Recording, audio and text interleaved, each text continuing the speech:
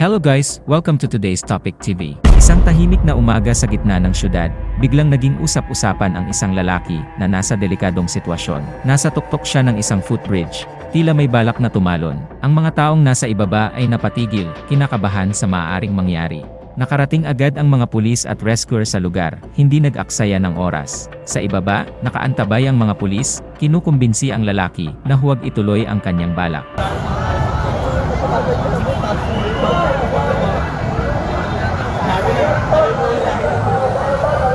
Sa itaas, dahan-dahang umaakyat ang ibang pulis patungo sa bubong ng footbridge. Hindi madali ang kanilang misyon, kailangan nilang makuha ang tiwala ng lalaki, kumbinsihin siyang may pag-asa pa, na hindi ito ang tamang solusyon sa kanyang mga problema. Isang pulis ang nagsalita, "Kaibigan, nandito kami para tulungan ka. Ano man ang pinagdadaanan mo, hindi ka nag-iisa. Pwede nating pag-usapan ito."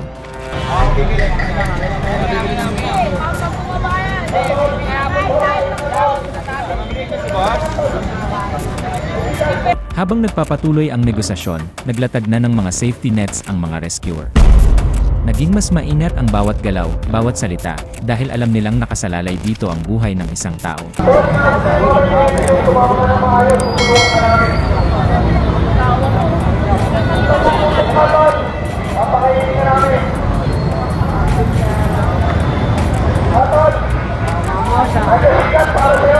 Lahat na ng pangungumbinsi ay ginawa ng pulis para lang kumalma at matauhan ang lalaki.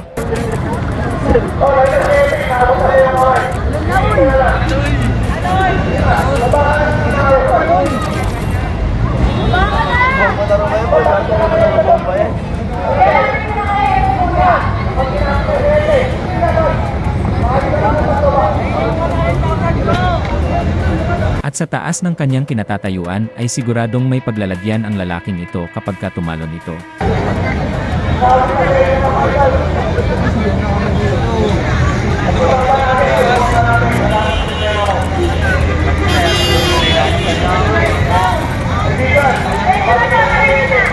Buti na lang at nanatiling nakaantabay ang mga rescuer sa pagsalo sa kanya, at patuloy siyang kinukumbinsi ng mga otoridad. Subalit medyo delikado pa rin kahit na may tagasalo sa ilalim, dahil marami nang napahamak sa ganitong sitwasyon na nag-miss at di dumiretso sa net.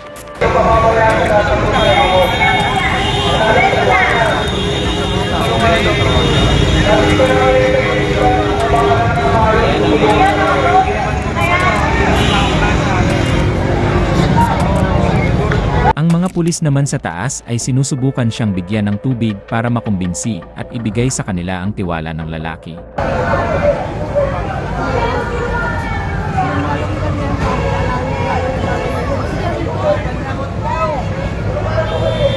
At nang medyo nakakalingat ang lalaki ay dahang-dahang linapitan ito ng isang rescuer hanggang sa mahawakan niya ito. Ang mga rescuer ay maagap na kumilos, maingat ngunit mabilis, upang masigurong ligtas ang lahat.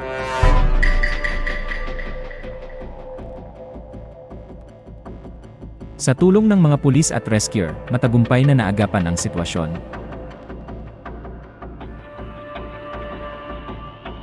Ang araw na yon ay hindi lamang isang tagumpay para sa mga otoridad, kundi pati na rin para sa lahat ng nakasaksi.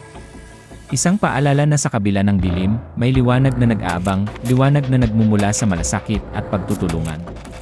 Kung ikaw o ang kakilala mo ay dumaranas ng mabigat na problema, huwag mag-atubiling humingi ng tulong. May mga tao at institusyon na handang makinig at umalalay sa iyo. Ang bawat buhay ay mahalaga at hindi ka kailanman nag-iisa.